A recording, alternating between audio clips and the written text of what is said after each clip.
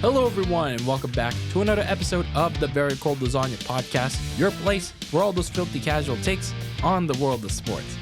I'm your host, DylanLasagna. This is episode number 192 of this icy yet spicy sports podcast. And in this episode, we're here to continue along our journey that is NFL Season Recap Month 2023, our little own March Madness, as we like to call it here, and talk about the next 6 teams that we have come across. So far, we are about to past the halfway point of our season recaps. We've talked about 16 teams so far. So in case you missed any of our 3 parts that we've talked about so far in our season recap month, make sure after this episode to go check out either part 1, part 2, part 3, whatever part that you may have missed, or any of the teams that you have not listened to yet. So make sure you check out any of the parts or all of the parts of season recap month that we have done so far here on Very Cold Lasagna. But in this episode, we're here to talk about the 6 playoff teams that were one and done in the first round of the NFL playoffs from this past season. So that being said, before we get things started here in our 4th part of our NFL season recap month, a little bit of housekeeping and a little bit of a spiel before we get things started. Make sure you follow Very Cold Lasagna on social media, on X and Instagram at Very Cold Lasagna. And for all my audio listeners out there, make sure you rate and review the show 1 to 5 stars, however you want to rate it, and leave some feedback as well.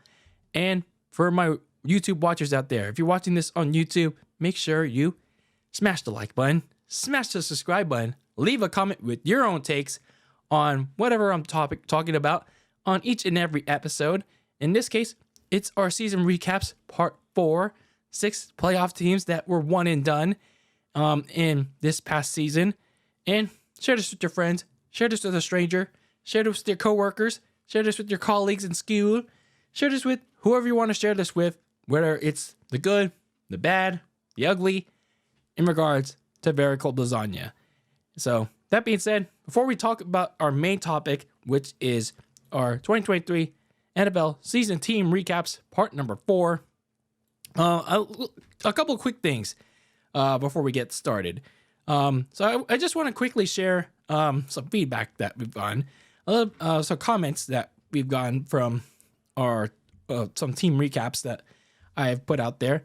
This is from our New Orleans Saints, my New Orleans Saints season recap. This user is basically explaining why Derek Carr was basically far from a check down guy. He goes on a long paragraph. He basically lists down all the statistics. Derek Carr's like completion, negative rate play, air yards, like where Derek Carr ranked during his time in Vegas/Oakland, and why he's one of the most accurate quarterbacks in the NFL. Those are nice rankings and all that, but as my quota here on Very Cold Lasagna is, it's not always about the statistics. It's not always about the stats. Yes, it sometimes backs it up on how you do, but it's mainly about the performance, because for the New Orleans Saints in 2023 and last year before Derek Carr got there, they were mid. Those stats did not reflect how they did on the field. So as with the case with Derek Carr, sure, he was one of the more accurate quarterbacks in the NFL. Doesn't mean he was the more reliable quarterback in the NFL. Not to say he was the more winning quarterback in the NFL. He was just kind of like, He's just like more per se. So in this case, this commenter is not wrong, but it's just like Derek Carr is just He's just per se. And he also talked about the receiving core for the Saints, which I'll admit I overlooked everyone behind Chris Olave and Shaheed.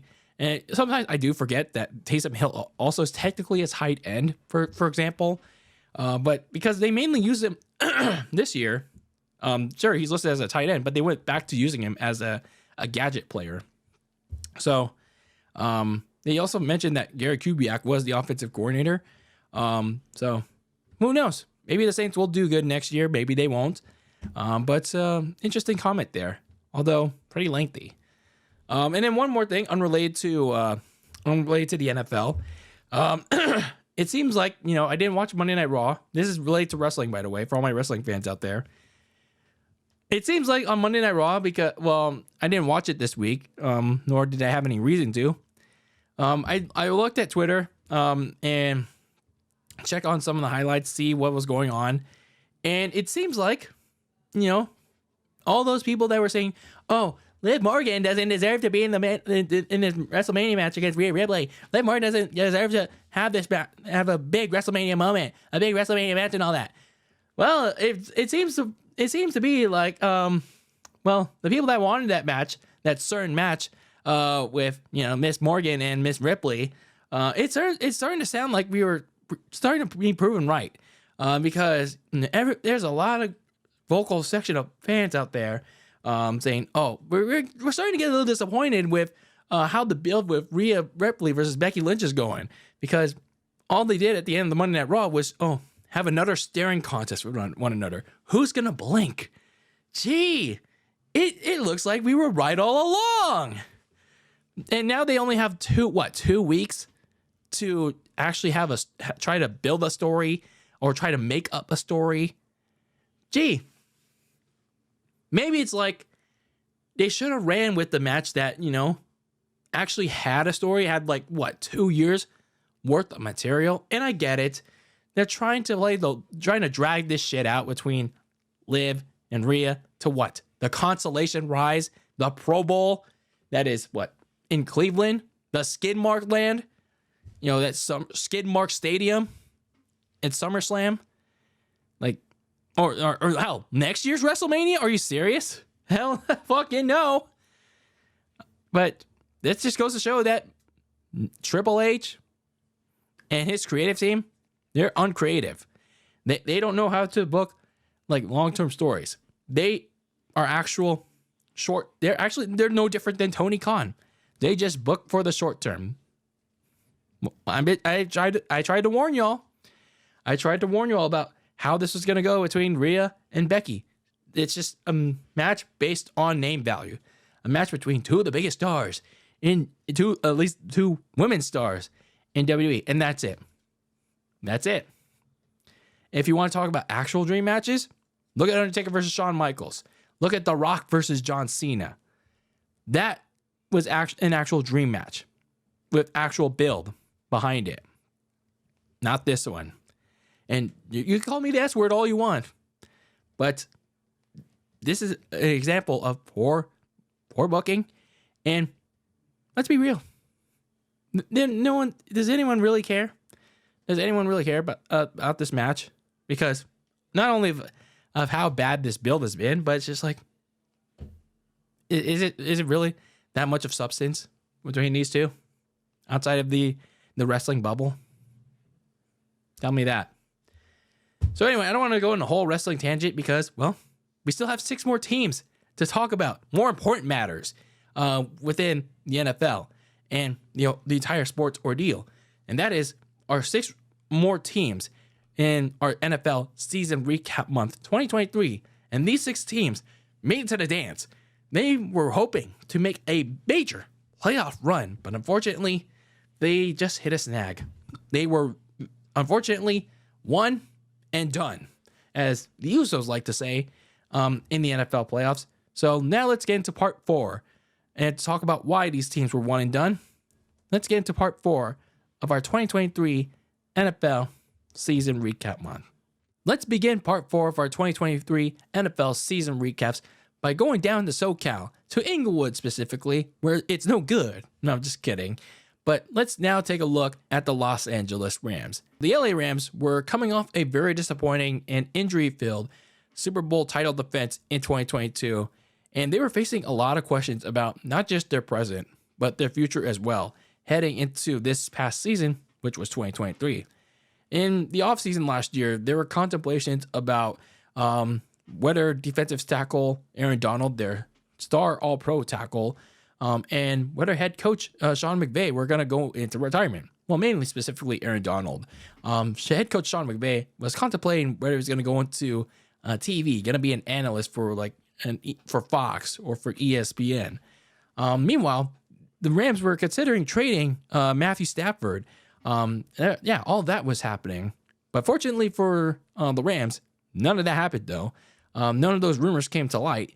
And general manager Les Snead used whatever resources that he could, because they were pretty limited on like money, draft capital. So he used whatever he could to put together a much different squad than the one that resembled their Super Bowl run 2 years prior.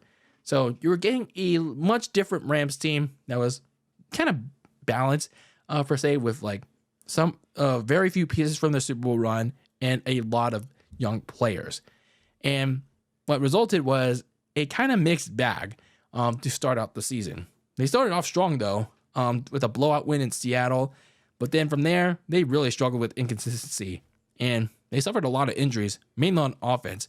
They were fortunate, though, that none of them were season-ending, but they were missing a lot of key guys for many weeks. In terms of Matthew Stafford, though, he played well some weeks, but then there were other weeks where he committed a turnover pretty much nearly every game in the Rams' first half of the season. And he was also sacked a ton because of that offensive line that was shuffling and suffering a lot because of that injury problem that I just said. And meanwhile, when you look at the defensive side of the ball, secondary play was a serious weakness on this team. While they didn't give up a ton of points in some games, it was still a cause for concern when you have the likes of corner Kobe Durant and safety Jordan Fuller. They're giving up big plays on a regular basis. Like I said, they didn't give up too many points. I mean, they were in a couple of close games, but sooner or later, it became evident that this secondary, once they played better teams, they were going to give up a crap ton of points in a hurry. And then when this became a prevalent theme throughout the year, when they had these big leads, they were just a little too conservative. And if they get too conservative or they just don't do anything, they let the opponent come back and try to close the gap. Or even worse, the Rams lose those games. Too many points in the season where you saw the Rams, they had a sizable lead, ready to run away with the game, only to have to hold on to dear life, or like I said, throw the game outright because, like I said, they were too conservative, or the defense was playing too soft. So they basically let their opponent hang around a little too much in too many games of the season. On a positive note, though, when you look at the Rams, you look at all their young players that surprisingly played pretty well. Specifically, receiver Puka Nacua. He had a really good year this year. He went to the Pro Bowl too. Drafted in the 5th round, and you had top receiver Cooper Kupp missing the first 4 games of the season. Nacua immediately put the NFL world on notice. He instantly garnered the trust of his quarterback, Matthew Stafford, with his record-breaking performances. And even when Kupp came back in Week 5 against the Eagles, Puka Nacua, he instantly became Stafford's go-to receiver. And for the most part, and it's at varying points of the season, Nacua had to keep the offensive line in some of these games. So it's basically like when Kupp, he was still like the other main receiver in some games, but it's like Nacua, he was just like all over the place. He was like keeping them alive for the most part. And there were other rookies too and young players making an impact, like running back Kyron Williams, the second year back. He was very effective both on the ground, in the air, having himself a 1,000-yard season. And when you look at the defense, Byron Young and Kobe Turner, they were much needed help for Aaron Donald in that front 4. So the way the rest of this season went, it can be thanked due to that young group, those young players that Les Snead brought in, drafted. So yeah, definitely paid off for Les Snead in the draft. And then when you look at the second half of the season after the bye week, they finished 7-1. It definitely looked lost when they suffered 2 humiliating losses to the Cowboys and the Packers. But they won their last 7 of 8 games. And these were despite their issues. But the good thing for LA, though, during the stretch was that there were no significant injuries. They were getting much healthier. And after last year's after last year's disappointing season, they clinched a playoff berth. And it was ironically in a place where they were going to go and try to conquer their demons. And that was Matthew Stafford's old stomping grounds in Detroit. It was like a highly anticipated matchup between Matthew Stafford's old team and also Jared Goff's old team. It was like a big, it kind of felt like that old versus new kind of deal. But unfortunately for the Rams, they came up just short against the Lions. But they nearly gave them a run for their money. And they also got away with the upset. It's just that, those issues creeping up again for Los Angeles. On the defense, giving up a little bit, one too many big plays for the Lions to get back in the game, and the inexperience of their young players. And like I said, those game management issues costing them in the end. But nonetheless, the Rams at least ended their season in a much better spot than they were in after their Super Bowl disappointing defense in 2022. So when you look at the Rams, and as their offseason has started, they initially had around $43 million in cap space. And for the Rams, they actually have a first-round pick this year compared to the last 2 years when they made that big trade to go get Matthew Stafford. So they have the 19th overall pick. I mean, depends on how you look at it, if that's a good spot for you or not. Some of the key free agents before free agency began. Safety Jordan Fuller, who is now signed to the Panthers. Safety John Johnson, corner Akella Witherspoon, and linebacker Troy Reeder. The other three have not been signed yet as I'm recording this.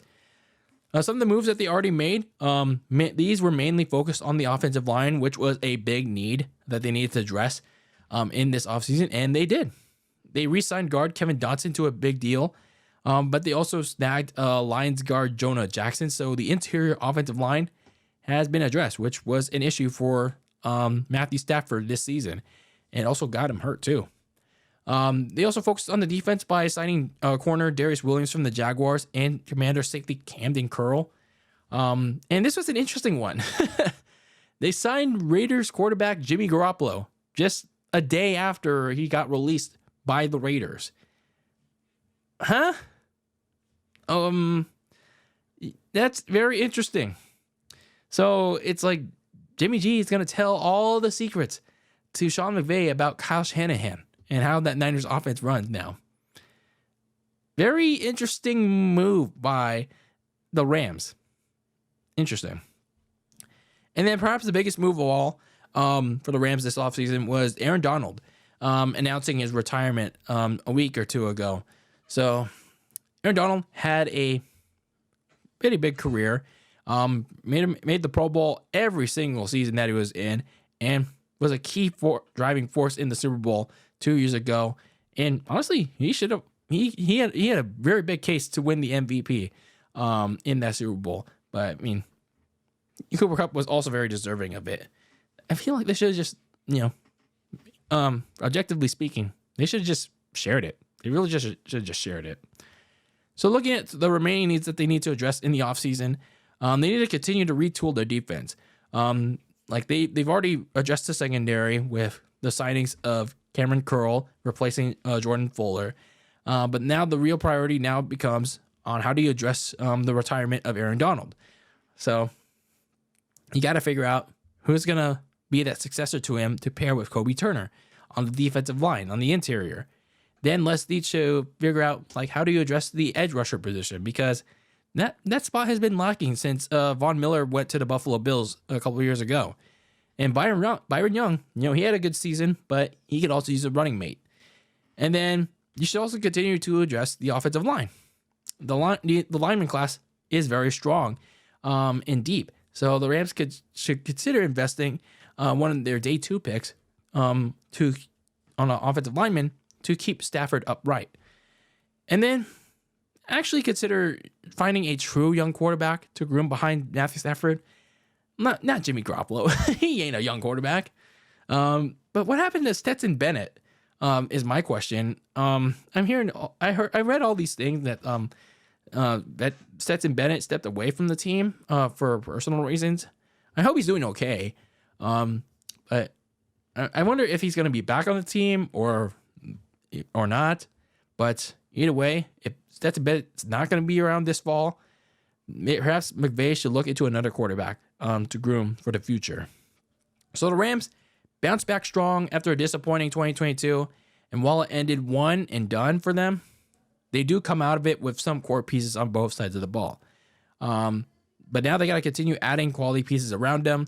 And if they stay healthy, the Rams could be a team that could hover around the 49ers in the NFC West this coming fall.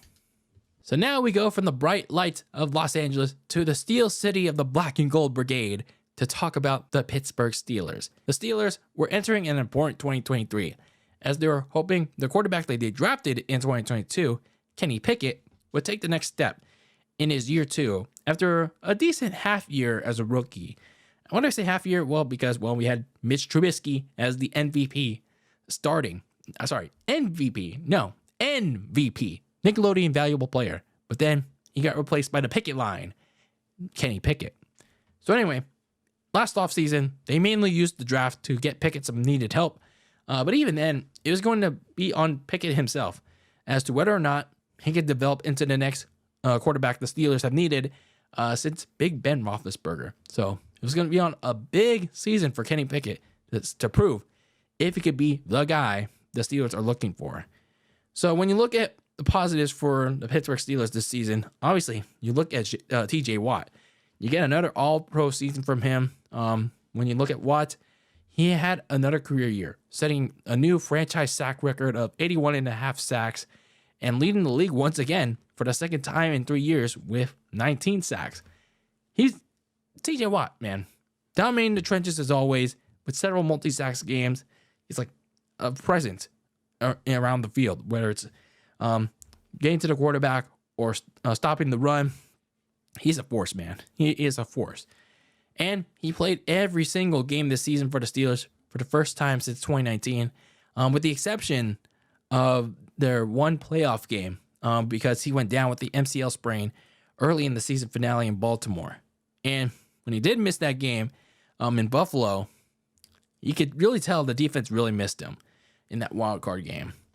Meanwhile, you had on the offensive side of the ball, you had another strong season from second-year receiver George Pickens. As the top target for Pickett, George Pickens had another big year with his effective route running, his speed on the field. He had his first ever 1,000-yard season. And staying on the offense, he actually had a decent two-headed running attack of Najee Harris and Jalen Warren. Now, Najee Harris, his production has dipped a little bit since his rookie year, but having Jalen Warren beside him, they were the driving force of the Steelers offense. And while they had some troubles protecting the football, still decent production on the ground and for Jalen Warren in receiving. But the problem for the Steelers, though, it is the offense. Because of that two-head rushing attack they were so reliant on, the offense was very stagnant in hell. Like, that rushing attack, relying on George Pickens, those were drawbacks. Those were drawbacks because that's all the Steelers could muster. As a result, they often found themselves in some either very uninspiring wins or losses. And I get it. It's not always about style points in sports, but it's still a team sport. You got to find a way to get everyone involved on offense, not just one player, like George Pickens or like Najee Harris or Jalen Warren or whatnot. But it's still a team sport. The offense was very inconsistent in trying to get everyone involved. And a major problem of that came from the lack of creative play calling from their offensive coordinator, Matt Canada. We blame Canada. We blamed Canada since we won. That's how the South Park song went, right? But anyway, Matt Canada was a very bad play caller for the Steelers. He's been around there since a while now, but he came under intense scrutiny to the point where he was eventually fired by week 11. And his replacement was not really that much different either. He was still kind of poor. And Kenny Pickett or any quarterback for that matter was kind of inefficient under center. Well, yes, it didn't help by having a pretty bad offensive coordinator that they were that inept. Kenny Pickett struggled. He struggled in his second year, reading the field, trying too hard to force passes where it shouldn't have been thrown, which resulted in a lot of turnovers. But Kenny Pickett, he did not develop as the Steelers were hoping for in year two. It also didn't help. The offensive line was kind of iffy in protection. And Kenny Pickett, he also had some trouble again staying healthy. Last year, it was the concussions. And this year, he suffered a rib injury mid-game against Jacksonville. And then a high ankle sprain against Arizona that resulted in surgery, which both led to his demotion to being a third-string quarterback, even when he got healthy. But even then, it's like after Pickett got hurt in Week 13, Mike Tomlin elected to go with Mitch Trubisky again as starter for the rest of the season. But then Mitch Trubisky was so ineffective that he cost the team two winnable games against the Patriots, especially, and then on a Saturday night against the Colts, and that forced Mike Tomlin's hand to bench him for longtime backup Mason Rudolph. Now, Mason Rudolph, he was slightly better than Pickett and Trubisky, but that's no surprise because Mason Rudolph's been there since 2018, 2019. So he's had starting experience since 2019 when he had to fill in for the whole season when Big Ben got injured. But it's not saying much. We've seen how Mason Rudolph does, and it's not really much. It's a slight improvement, but he has his limitations. And then going back to that defense, they did make the first round of the playoffs. They were the 7th seed, but they were missing a key piece, and it showed. Going back to that defense, TJ Watt, they struggled against Josh Allen and the Bills. They allowed 21 first half points against them. No sacks from the Steelers. Now, although they did better in the second half, but mainly that was in part to the Bills really letting them stay around in the game. They still played serious enough and effectively that led to their elimination. So the Steelers finished 10-7. They were once again one and done in the playoffs. So, they had another non-losing season under Mike Tomlin. They broke a record. They became the first team to have 20 consecutive non-losing seasons. But it wasn't a particularly rewarding one. Once again, they got one and done in the playoffs. So not only that, it also left the Steelers in serious quarterback limbo because, Kenny Pickett wasn't really reliable again. And your other quarterback options are not reliable either. So you had these questions about Kenny Pickett.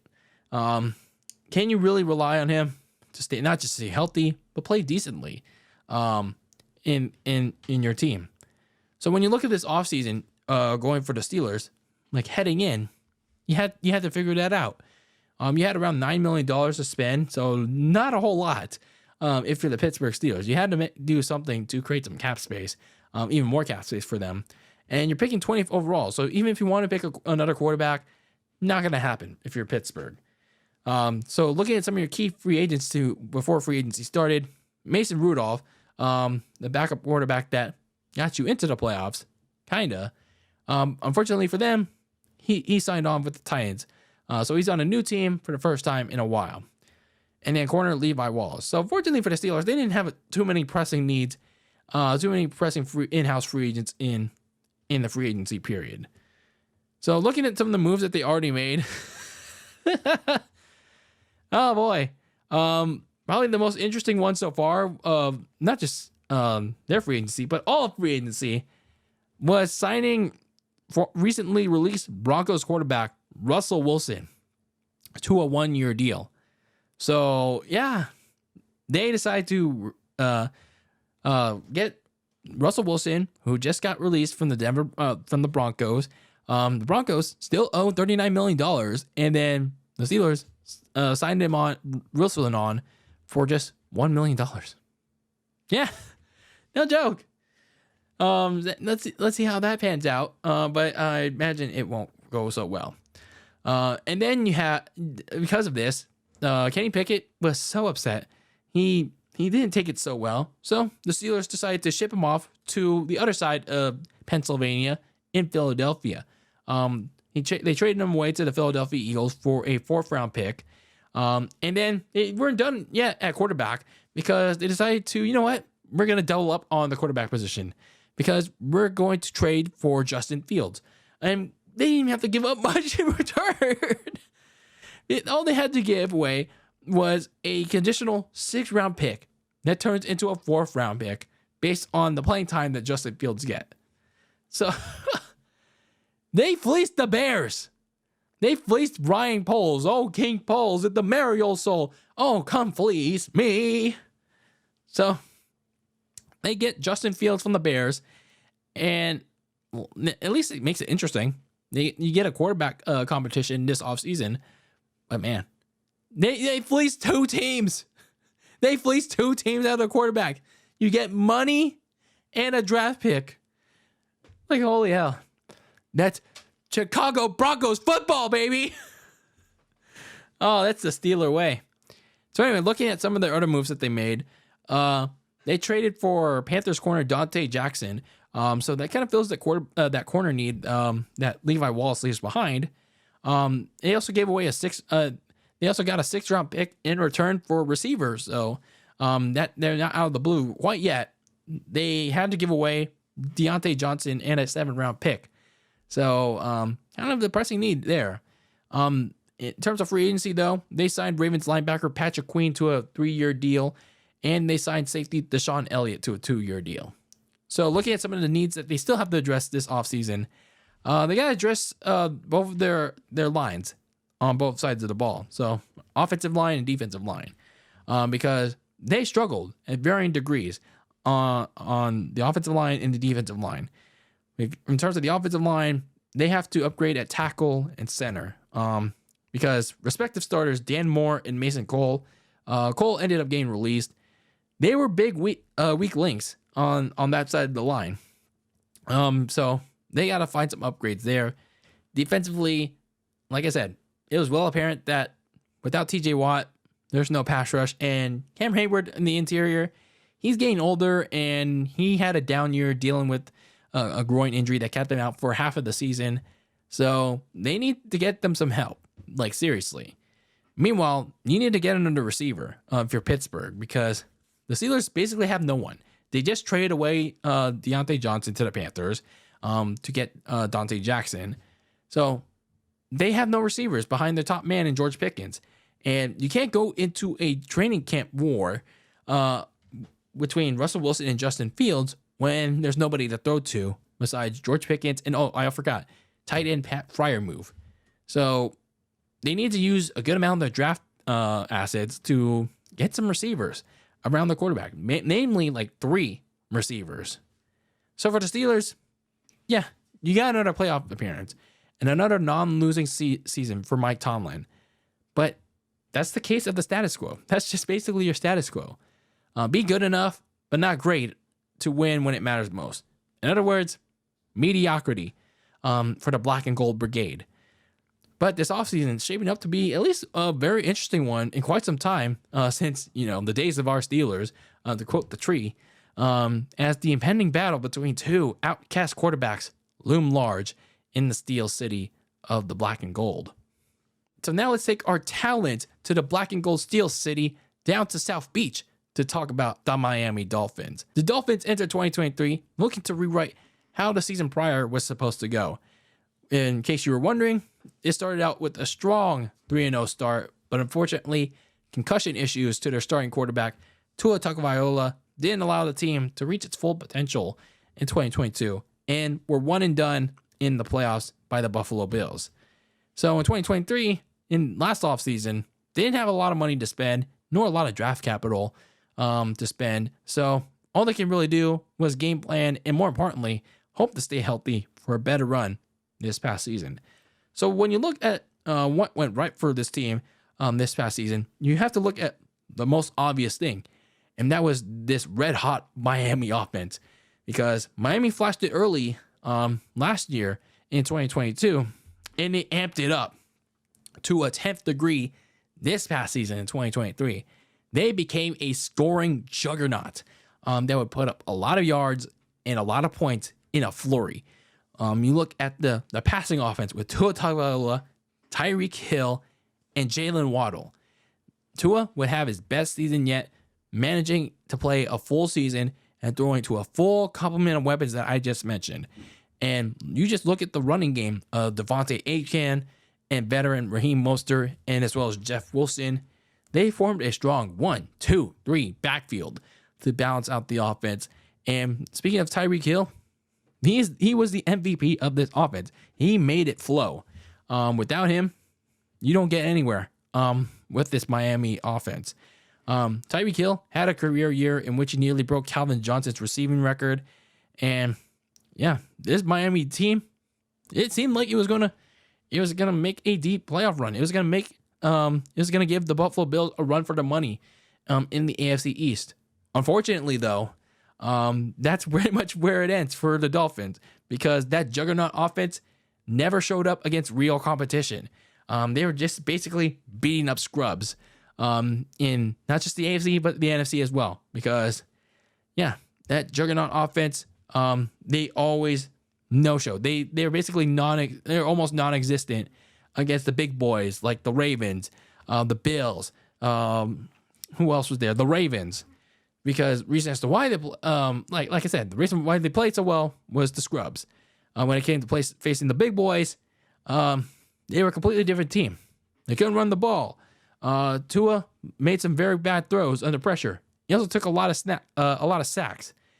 And another reason why they did so poor against some really good teams was that the defense was one of the worst in the leagues, and in not just the pass rush, but also in their secondary against that same top competition that I just mentioned, like the Bills, the Ravens, the Chiefs, their quarterbacks.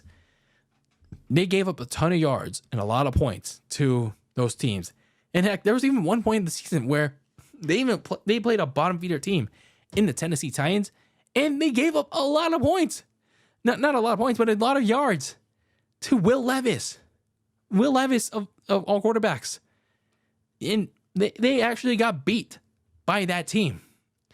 So this can be attributed to not just their disappearing offense, but their passing defense that was missing their assignments, and their defense as a whole getting beat up by injuries, especially late in the season. They were losing players to season-ending injuries, especially torn ACL injuries late in the season. So what do you combine all that into? Another late season collapse and another first-round exit from the Miami Dolphins. So they lost a winnable game to the Tennessee Titans, and they lost must-win games against the Baltimore Ravens in blowout fashion, and in a winner gets the AFC East game against the Bills. They lose that game in a game that they could have won, but they blow that away. They blow that game away, and while the Bills get to go home, host the Steelers, the Dolphins, who are a warm weather team, they have to go to Kansas City and play in one of the coldest games in NFL history against Mahomes and the Chiefs. And they didn't do so well. They couldn't adapt to the cold temperatures. And they lost again in the first round of the playoffs. So the Dolphins, they had the potential to unseat the Bills in the AFC East and make a solid playoff run, host a playoff game with their lethal offense. Unfortunately, they once again fell apart in the final month of the season. Only this time, they have no one to blame but themselves for their 11-6 record, their late season collapse, because no one showed up when the lights were bright, especially Tua Tagovailoa and that offense. Now, it can't be denied, Miami's going to be a contender in a wild AFC for probably many years to come. They really have to take themselves seriously this offseason. Like, it's ongoing, but they really have to seriously continue to make their commitments to their problem areas on a specific side of the ball. If they want to get past the first round, get to the divisional, and maybe even to the AFC Championship game under head coach Mike McDaniel. So when you look at this offseason, that was going to be easier said than done because initially they had around $28 million in cap space in the red. So yeah, they were in the red before free agency started, and well, they had to make some cost-cutting moves. So looking at some of their key free agents, you had defensive tackle Christian Wilkins. Unfortunately, they lost him to the Las Vegas Raiders for a big fat contract. And speaking of big fat contracts, they unfortunately let this guy go. Guard Robert Hunt signed with the Carolina Panthers for a ridiculous big fat $100 million contract. Like, huh? Like, excuse me? $100 million for a lineman? I mean, no disrespect, but it's like that much. But anyway, he might be a good lineman though, but that much. But anyway, we're looking at linebacker Andrew Van Ginkel, a key part of that Miami defense. He signed on with the Minnesota Vikings, and edge rusher Jerome Baker signed on with the Seahawks. So pretty much all the key free agents went to different teams because, well, their cap space. They had no money to spend until they made some cost-cutting moves. And looking at their first-round draft pick, they are picking 21st. And looking at the moves that they already made, speaking of cap-cutting moves, they had to release corner Xavier Howard, center Connor Williams, and a lot of others to clear cap space and make some moves to make. Looking at some of their free agent signings, you look at the likes of Jordan Brooks to a 3-year deal. You look at corner Kendall Fuller, and then you look at edge rusher Shaq Barrett from the Tampa Bay Bucks. And an interesting one, Jordan Poyer, who got released by the Bills, and they signed it on the new center, Aaron Brewer. So they made some key investments on the defensive side of the ball. So not bad and getting them kind of on the cheap, per se, if you're Miami. So looking at some of the things that they have to do for the rest of this offseason as we look towards the NFL draft. Speaking of the draft, you got to find Christian Wilkins replacements. I say replacements with an S because that interior defensive line was a serious issue because it had such difficulty creating pressure and sacking the quarterback from within. Losing Wilkins will make that even harder if they don't replace him. So the Dolphins got to use their first round draft pick on a defensive tackle, and they got to find another one as his running mate. And going on the opposite side of the trenches, the offensive line, they got to keep addressing that. Now I get that they already addressed the center spot with signing Aaron Brewer to a 3-year deal. They have to upgrade at the rest of the spots around him. Upgrade at left guard, upgrade at right guard. It's got to be an absolute must in order for Tua to have another fully healthy season. Keep him protected up front. So for the Miami Dolphins, they looked good and played good, like as if they were the best team in the NFL for a good part of this season. But when the lights got too bright for them, when they played all these good teams like Josh Allen, the Bills, Patrick Mahomes, and the Chiefs, they got exposed for who they really were. And that was frauds. So Miami, so far, they seem like they've done a good job addressing the problem areas that failed them in 2023.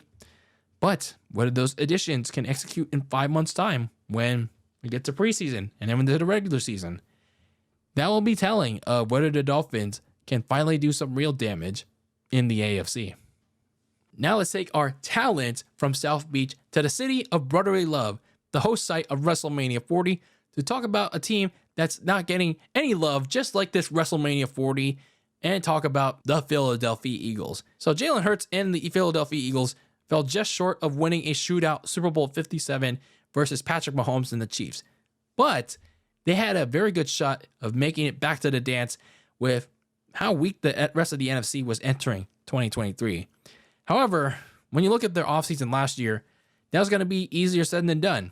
They lost both their coordinators, offensive coordinator Shane Steichen and defensive coordinator Jonathan Gannon, to head coaching positions during the offseason. And they also lost key players like running back Miles Sanders, defensive tackle Javon Hargrave, and safety C.J. Gardner-Johnson, among others, in free agency. So several key pieces in their Super Bowl team from a year prior, they were gone in free agency, and so were their key coordinators. Nonetheless, they were still primed to make a run at the NFC's top playoff spot in the Super Bowl, just as long as they're able to overcome those losses. So when you look at some of the positives for this Philadelphia Eagles squad in 2023, you look at how they started. Despite some mistakes, slow starts, and intense fourth quarters, the Eagles looked like the team that was going to be battle-tested come playoff time. They started off 10-1, and that was because Jalen Hurts in the offense still played very good, with the Jalen Hurts, A.J. Brown connection, leading the passing game, and Hurts' rushing ability still pretty effective in extending drives and getting touchdowns. And when you look at the rushing game, besides Jalen Hurts, you look at the draft day trade for Lions running back DeAndre Swift. It paid off pretty well. He was more aggressive in the trenches. He was a very effective receiving back as well than Miles Sanders was. And when you look at their defense, despite a few key losses like Javon Hargrave, the front four was still a particularly strong unit, especially with rookies Jalen Carter and Nolan Smith making an immediate impact despite rotational roles. And then on another positive note for this Philadelphia Eagles team, you look at the one key play that everyone talks about every so often, and that was the tush push, the ever controversial play where everyone gathers in the circle, they get behind the quarterback, and then when Jalen Hurts snaps the ball, they all push him. They all push him behind the back, and then they either convert a third down, fourth down, or a touchdown. So the ever controversial play that they started using towards the end of 2022, or maybe even further back, and all of 2023, that was Jalen Hurts' bread and butter on, like I said, third, fourth downs, and goal line plays. So, yeah, we can all hate it. I certainly dislike it for how much of an injury risk it possesses and how much it can't be stopped.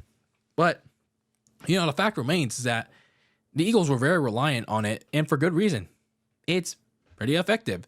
There's a reason why the NFL Competition Committee is pretty hesitant on banning it. It's like there hasn't been a lot of evidence as to players getting injured on that play, and maybe this is just my idea. Maybe the players should advocate for defenses being allowed to push each other behind the back themselves to counteract the offense being allowed to push behind the back. A defense mechanism to defend the tush push. Now, unfortunately for the Philadelphia Eagles, even though they started off 10-1, you notice that there were a lot of glaring problems with how they played. Yes, they started 10-1, but it was how they played.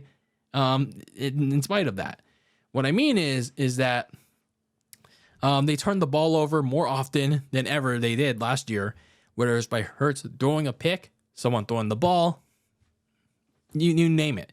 Speaking of Jalen Hurts, he relied so much on the tush push that eventually made the Eagles' offense one-dimensional in the passing game. They also ran it a little bit more than they passed it.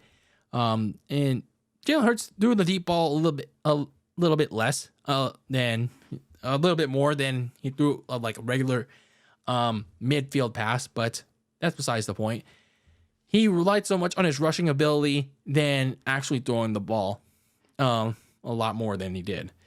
And then defensively, that passing defense was horrible. It was really awful. A major problem in their Super Bowl loss to the Chiefs over a year ago, it carried over to this past season, in which the secondary was getting absolutely burned.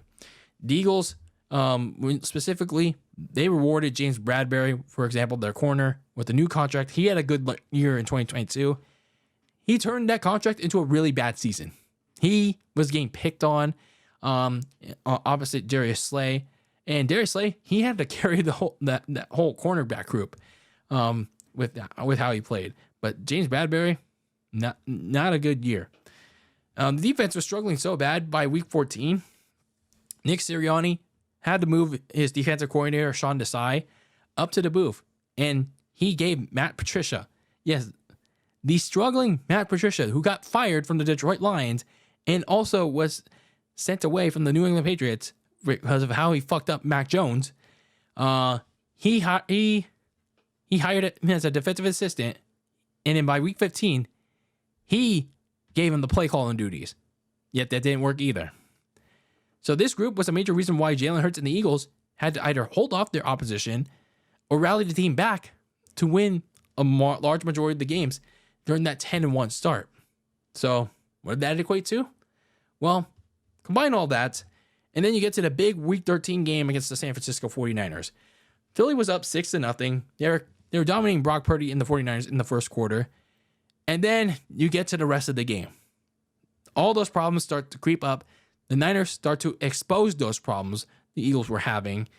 They kept Jalen Hurts in the pocket. They eliminated just about everybody on offense. And Purdy and the Niners torched their defense. So the Eagles get their butts whooped at home in a primetime game, and they lose it big.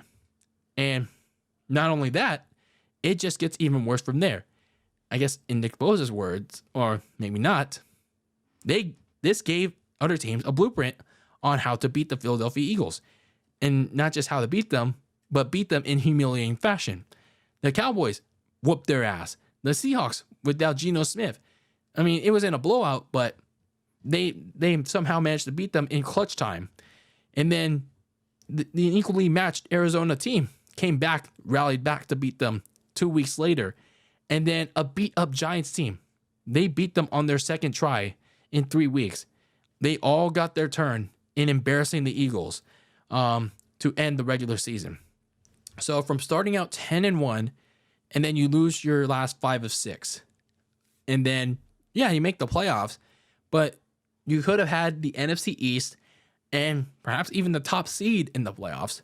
But instead, you go all the way down to being a wild card team and face the team that you beat in week 3, the Tampa Bay Bucks.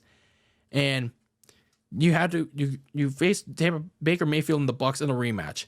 And now you got to come up and spur some magic, hope to spur some magic in Tampa Bay. Nope. Their problems carried over, and they struggled all game, eventually letting Baker Mayfield and the Bucks whoop their ass too in the second half and keep them scoreless to end Philly's season on a very down note. So, in fairness, though, for the Philadelphia Eagles, it was always going to be difficult to make it back to the Super Bowl after losing it. It happens. It happens for most teams. The Eagles had, I think it was the best chance for them to represent again in the NFC because of how weak it was. It was that weak of a conference this year. But instead, despite starting out 10-1, they soon got exposed for who they really were. They had a lot of problems, and they were ousted from the dance in really bad fashion. But here's the caveat. This is not to say that they can't make it back there, because they can. They can certainly. But in order for them to prevent another season like this, they have some work to do. So that brings us to the offseason. So currently, as it stands, actually before they started, they had around $39 million to spend before the free agency started. They're picking number 22 in the NFL draft. Some of the key free agents going into this offseason was running back DeAndre Swift, who went to the Bears. And joining him was their trade acquisition midseason from the Titans, Kevin Byard at safety. He also went to the Bears. And then looking at some of their other key free agents like Quez Watkins at receiver, linebacker Zach Cunningham, corner Avonte Maddox. They have not signed on to other teams yet, so maybe the Philadelphia Eagles, if they need them, they can re-sign them. Some of the moves that they already made, they went on to replace both of their coordinators, Brian Johnson and Sean Desai. They replaced them with, I feel like, his better candidates, Kellen Moore and Vic Fangio. Probably the other key big moves that happened was center Jason Kelce and defensive tackle Fletcher Cox announcing their retirements a few weeks ago. So two key pieces over the last 10 years on their respective sides of the ball. They are making their retirements, and I feel like they're sorely going to be missed. So very big shoes to fill on both sides of the ball. In terms of their free agency moves, Giants running back Saquon Barkley is going to the division rival on a 3-year deal.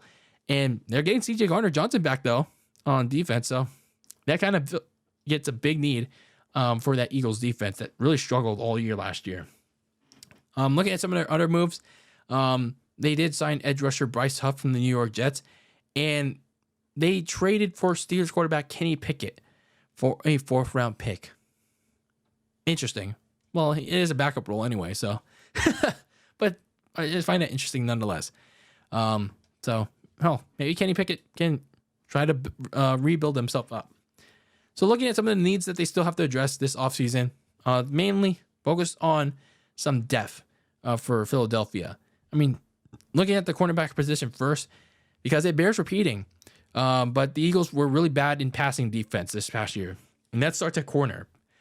They can really use the draft to draft at least 1 or 2 more corners behind Darius Slay and James Bradbury and compete for those spots. Like, they really need to add some really good depth, quality depth behind that position, because the passing defense was really bad. And then at receiver and the interior offensive line, they can also use some quality depth behind A.J. Brown and Devontae Smith at receiver. And at the offensive line, it's pretty settled with their starters, Landon Dickerson and Cam Jurgens at guard and center. But starting right guard and the depth behind those three, it has to be resolved.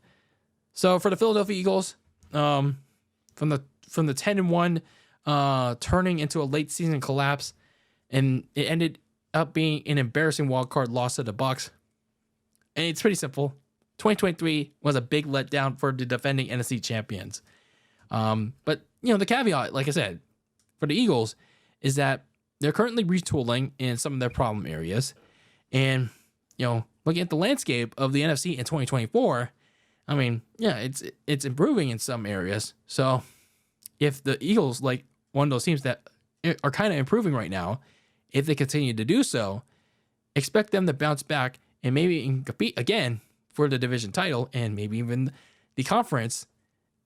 If they do so, expect them to bounce back cleaner next fall. Now let's go from one host city to another as we travel from the host city of WrestleMania 40 to the host site of SummerSlam in 2024 as we now talk about the Cleveland Browns. The Browns were frowned upon entering 2023 because of the reputation the Deshaun Watson sex allegation scandal has left on them. But nonetheless, they were hoping that was going to be left behind, at least in their eyes. And they're hoping that their big trade acquisition from, now that's 2 years ago, was going to pay off. So, unfortunately for the Browns, they really couldn't do anything in free agency or the draft due to the very limited resources surrounding the Deshaun Watson trade over 2 years ago. But they were getting a full offseason out of their starting quarterback. So, Deshaun Watson pretty much had a full season to try and get right, try to get himself reacclimated into the world of the NFL. Now it's just going to be a matter of whether Watson could recapture that magic he once had in Houston. So, unfortunately for Deshaun Watson and the Browns, they couldn't quite get that. They couldn't quite get the memo that Deshaun Watson really needs to step it up. Because, sure, the Browns got off to one of their best starts of their season and probably their franchise history at 6-3 by week 10. But this was mostly in spite of how inconsistent Deshaun Watson was. Because when you watch Deshaun Watson play, he was either openly missing receivers or unwilling to take the same risk that he did years ago. Sure, you'll have a deep pass like here and there if you're Deshaun Watson, but it's like he didn't want to do the work. He didn't want to scramble out of the pocket like he sometimes he did so much in Houston, or he would run sometimes out of the pocket and convert a first down, but it's just like it felt like he wanted to be a pocket quarterback for the most part. I mean, no shame in that, but it's just like you gotta make sure you get your reads and you connect with your receivers. It's a shame too, because his best games were followed up with some kind of injury too, specifically a shoulder injury. You look at week 3 against the Tennessee Titans, he pulled on a good 2-touchdown game, but then unfortunately the next game he suddenly said that no, I'm not going to play in this game because I have a shoulder injury. And the Browns went on to get blown out by the Ravens. And then you go into the rematch with the Ravens in Week 10. He roused the team to victory, but then it becomes really costly because he re-injures that same right shoulder from Week 3 that forces him to be inactive against Baltimore at home in Week 4. So it's like, damn. It's like, what are we doing here? So when you look at Deshaun Watson in 2023, it's like that turning point that could have been in Week 10. It could have been a trend upwards for him. But it's just like we have to wait and see if he can really play back up to his potential in 2024, because it's just like lost potential in 2023. So speaking of quarterbacks, like once Deshaun Watson got hurt, now you have to go back to your well of quarterbacks, like the never-ending story of many quarterbacks in Cleveland.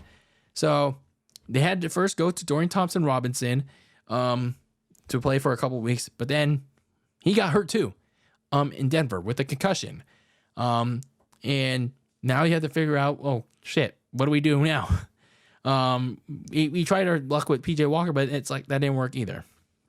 So this team was surviving with the certain side of the ball, but the offensive side was pretty much dying because not just the quarterback issues heading into an important stretch of the season, but they also lost their running back, their starting running back, Nick Chubb.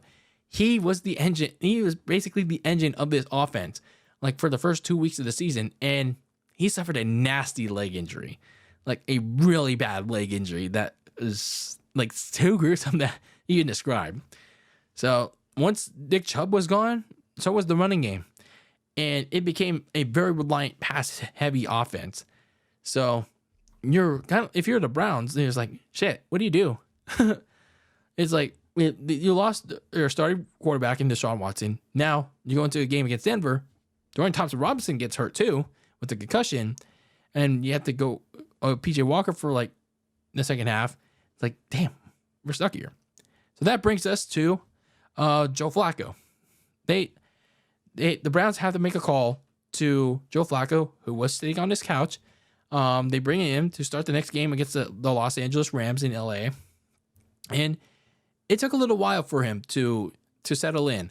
But then afterwards, it was full speed ahead. Flacco kept the offense moving aggressively, and he had them scoring.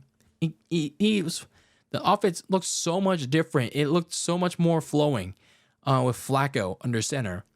Flacco threw for over 300 yards in the last 4 or 5 games that he played in Cleveland.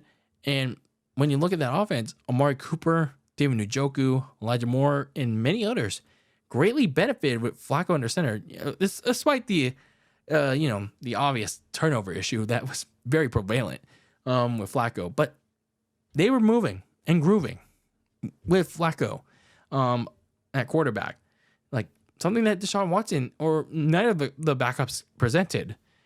And when you look at the biggest strength of all of this team, it's that top 5 defense under defensive coordinator Jim Schwartz. Like this group had to pull the biggest carry job of the season for the Browns. Last offseason, like they made it a top priority to get Myles Garrett some damn help, and it paid off massively. Like look at Zadarius Smith, Dalvin Tomlinson, and Shelby Harris. They were a very physical and aggressive pass rushing unit. And then in the secondary, corners Denzel Ward and Greg Newsome, and then safety Juan Thornhill, they were turnover generators. And sure, you had some injuries piling up later in the season, but they were a very hard-hitting unit that would not let the opposition get anywhere close to scoring range. And even if they did, they wouldn't let them in the end zone. They would not let them convert many first downs per se, but this team was a very strong unit. So for the Browns, they started off very middling because of Watson struggling and his season-ending injury. But once they signed Joe Flacco, it gave the Dog Pound something to be hopeful for, maybe even delusional for as well. They finished the season 11-6, and they got their second playoff berth in, I believe, 4 years. because the 2020 season. But yeah, it was a little crazy. It was definitely crazy to think that Cleveland with Joe Flacco could pull off an upset over the likes of Houston, Baltimore, hell, even Kansas City because of their defense and Flacco's play, improving the offense. So you go into that first round game against the Houston Texans in a rematch of, I think, week 13, I believe it was. And, well, it started out a little promising. They were in a shootout. Unfortunately, all good things came to an end when the Browns reverted back to the skid marks. The magic just ran out for them. And, well, Flacco threw 2 straight pick sixes in the third quarter. And the defense that was well beat up with injuries by that point, they just met their match. So the Browns ended their season on a little bit of a down note, but it did show that if they can get kind of a similar production out of Deshaun Watson, if they can just get some light of fire in his ass, the Browns maybe can make a deeper run in 2024. So looking at their offseason so far, they started out with around $2 million. Yes, just $2 million in cap space. So not a whole lot of money to spend like at all. They're not going to be picking in the first round in the NFL draft because, well, part of that deal with the Texans back when they made that deal for Watson, that pick later got traded to the Minnesota Vikings. So their first actual pick is going to be 54th in the second round. And the Browns do not have that many picks in this draft. They only have like 5, I believe. So looking at some of the key free agents, you have Joe Flacco, their key piece in their late season run. Unfortunately, he's not going to be around because he went to the Indianapolis Colts to back up Anthony Richardson. You look at some of the other free agents like Nick Harris, who went to the Seahawks, defensive tackle Jordan Elliott, who went to the Niners, and linebacker Anthony Walker, another key piece of that backfield of the defense. Unfortunately, he's not going to be around. He's going to be going to the Miami Dolphins. And kind of sucks too because, he played well. Unfortunately, he got injured. So looking at some of the moves that they already made, many of it was in-house because, well, they can barely sign anybody.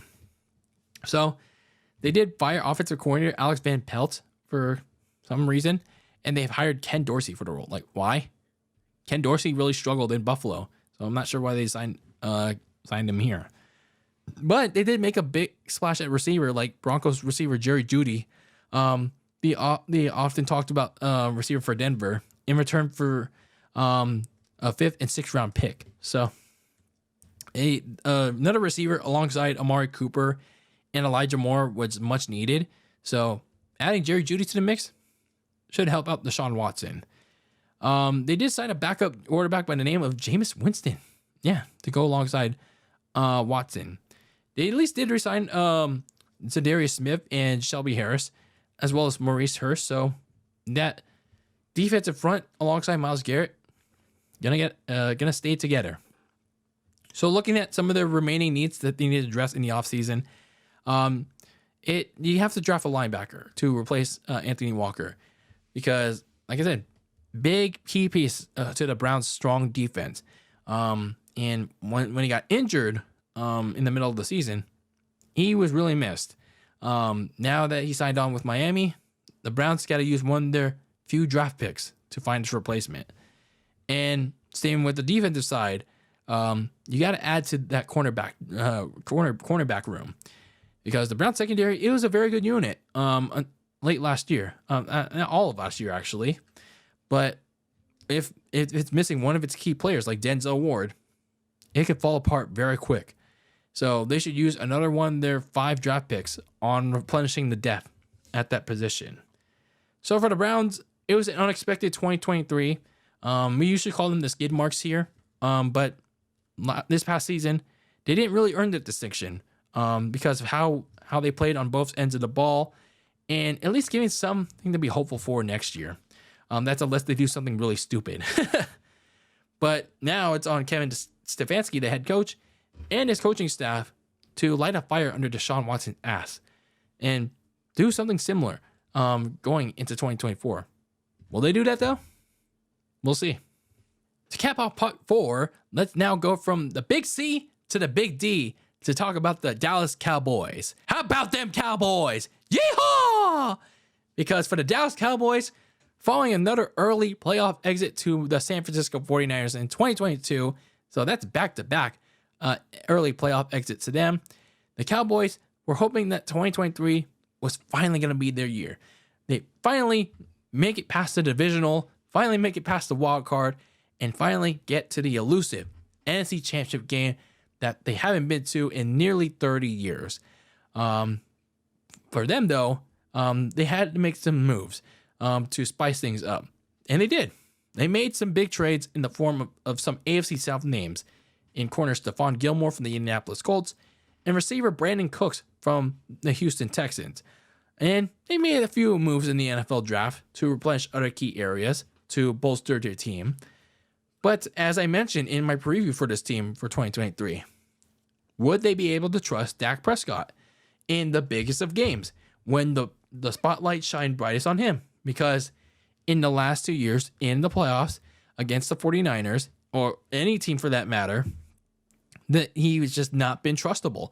He shrinks when the lights are brightest on him.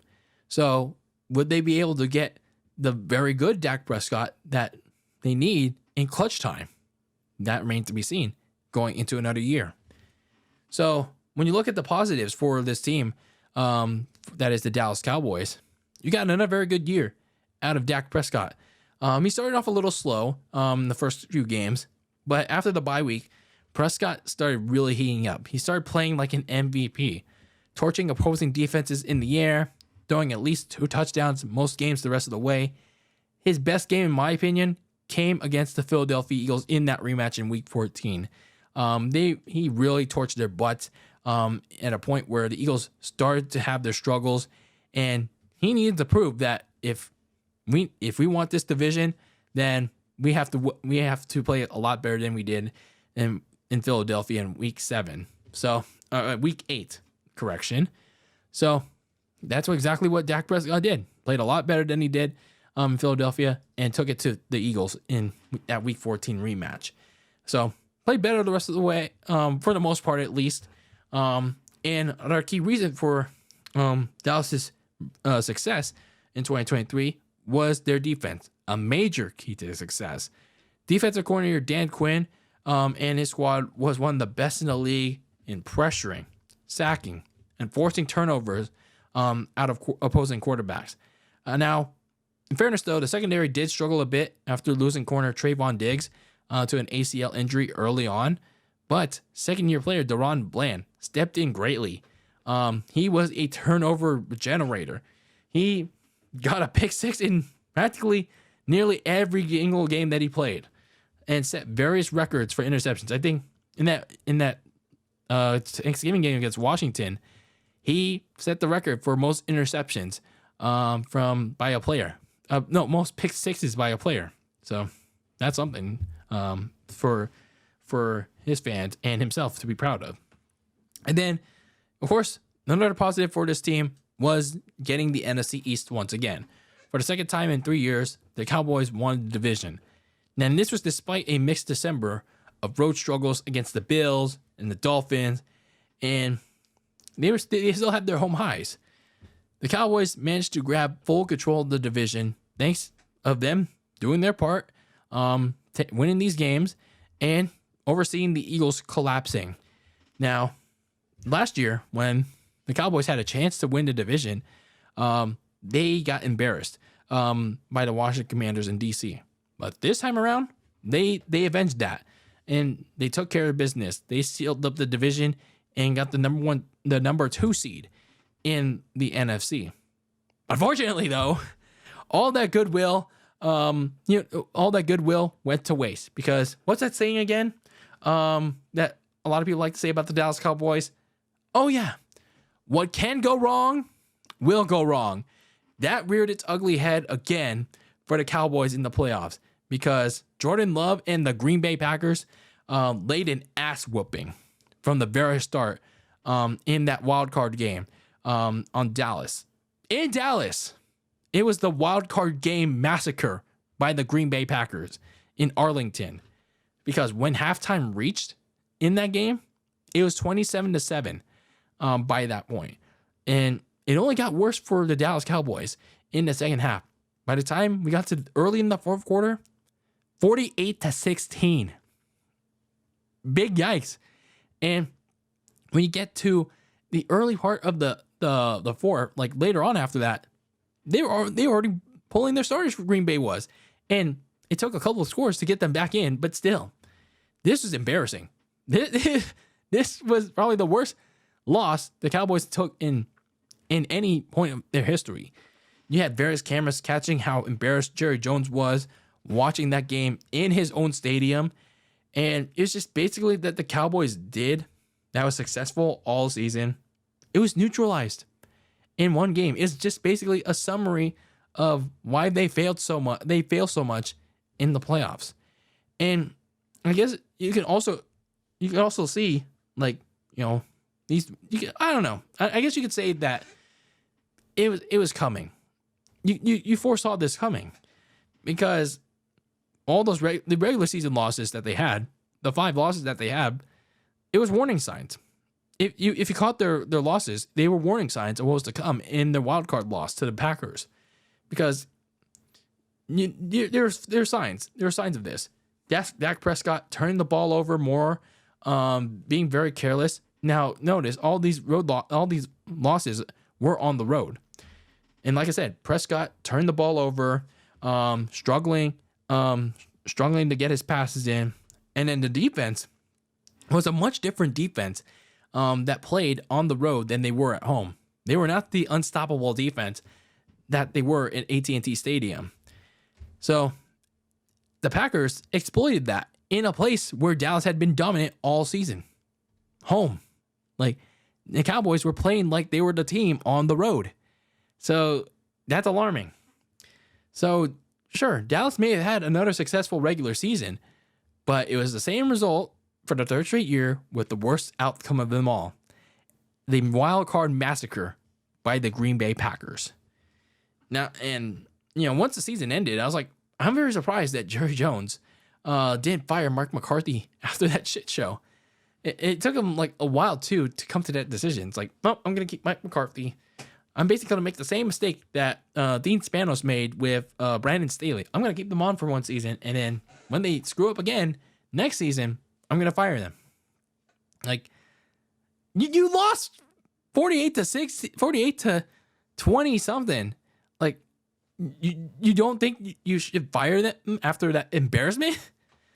It's like, and this is 3 straight seasons where the Cowboys still haven't gone anywhere beyond the divisional, beyond the wild card. Like, don't you think it's time for a change? Don't you? I'm just saying. But nonetheless, Mike McCarthy, you know, going into this season, this coming fall, he has one more chance. He has one more chance to prove himself as a head coach of this team, and he needs to have his squad regroup this coming fall. And unfortunately, when you look at this offseason so far for the Cowboys, it's not exactly the most inspiring. I mean, it's still early though. They still have some time to make some moves. But when you have minus $4 million in the red, not really much you can do. They do have the 24th pick in the draft, so I imagine they use it on something like whatever's best available for them. Looking at some of the key free agents, they pretty much lost them all to other teams, like tackle Tyron Smith, a key part of their offensive line, to the New York Jets. Running back Tony Pollard going to the Tennessee Titans, so a big need for the Cowboys right there. They lost their edge rushers, Doris Armstrong and Dante Fowler, to the Washington Commanders. And linebacker Lane Vander Esch forced to retire to a career-ending neck injury back in Week 5.